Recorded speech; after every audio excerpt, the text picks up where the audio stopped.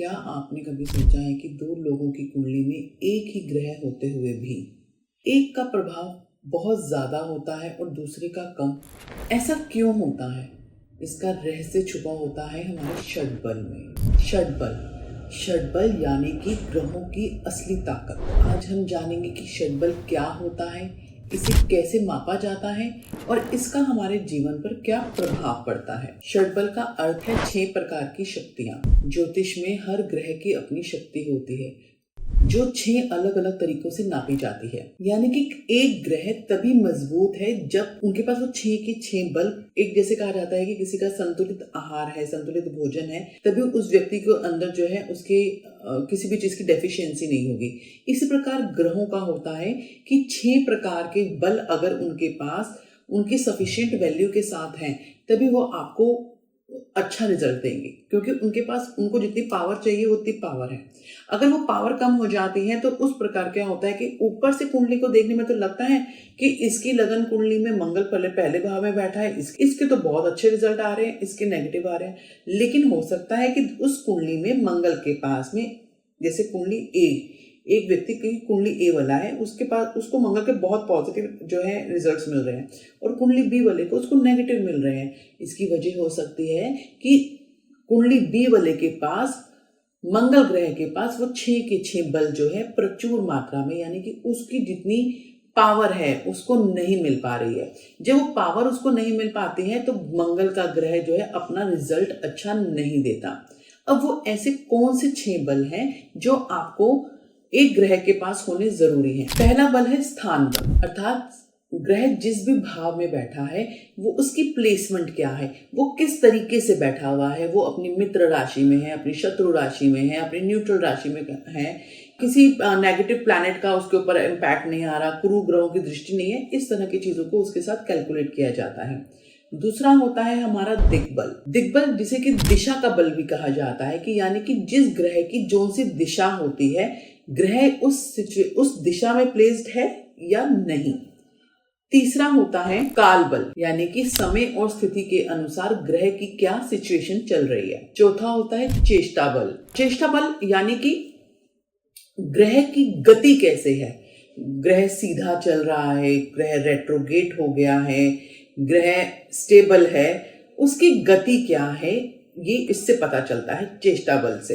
पांचवा होता है नैसर्गिक बल, जैसे किसी भी चीज के अंदर एक पावर होती है बाय डिफॉल्ट, प्रकृति के थ्रू है, तो वो उसके पास नैसर्गिक बल कितना है।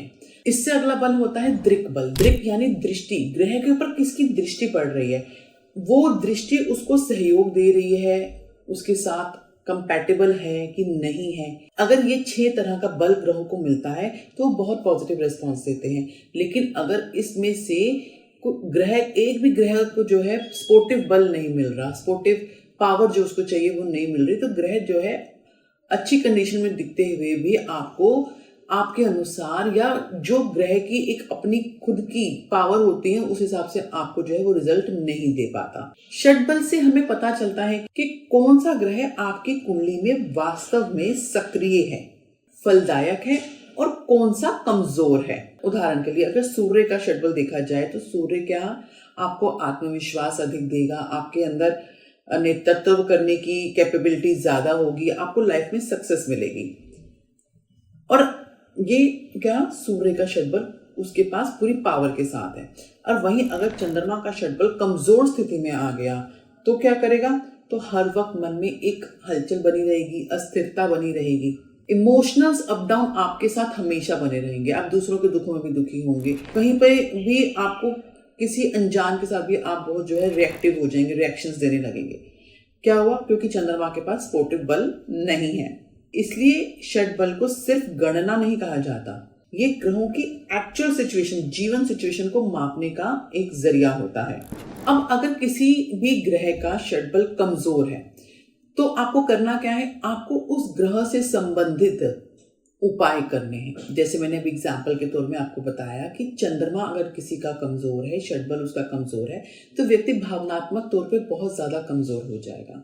अब आपको उसके लिए क्या करना है, चंद्रमा कमजोर है उसे कैसे आपको स्ट्रॉन्ग करना है, आपको मून लाइट में, पूर्णिमा के दिन स्पेशली मून लाइट में आपको बैठना है, चंद्रमा को अर्घ्य देना है, चंद्रमा के की शीतलता को आपको महसूस करना है। साथ ही साथ क्या है, अब चंद्रमा की धातु क्या है, चांदी है, तो आपको चांदी को ग्रहण करना है। आप चांदी का छल्ला पहन सकते हैं। और सबसे स्ट्रॉन्ग रेमेडी है चंद्रमा को स्ट्रॉन्ग करने के लिए, आप शिवालय में जाकर शिव जी पर जल अर्पित करें। इसी प्रकार जब भी आप किसी भी संबंधित ग्रह से जूझ रहे हैं तो उस ग्रह का आपको रेमेडी करने से वो ग्रह को सपोर्ट मिलता है और वो आपके लिए सपोर्टिव, यानी कि जो आपको बिल्कुल ही नेगेटिव रिजल्ट्स दे रहा था वो धीरे धीरे आपके जीवन में आपको पॉजिटिव रिजल्ट्स देने शुरू कर देगा। अब ज्योतिषी में एक बात ये भी कही गई है कि ग्रह जो होते हैं ना, वो कभी भी नेगेटिव नहीं होते हैं, हमारे विरोधी नहीं होते हैं। हमारी ऊर्जाओं को संतुलित करवाने के लिए वो हमारे शिक्षक होते हैं। तो आप अगली बार जब भी कुंडली देखें तो सिर्फ उसकी स्थिति नहीं, उसका षटबल भी देखें, क्योंकि षटबल ही बताता है कि कौन सा ग्रह आपके जीवन का असली मार्गदर्शक है।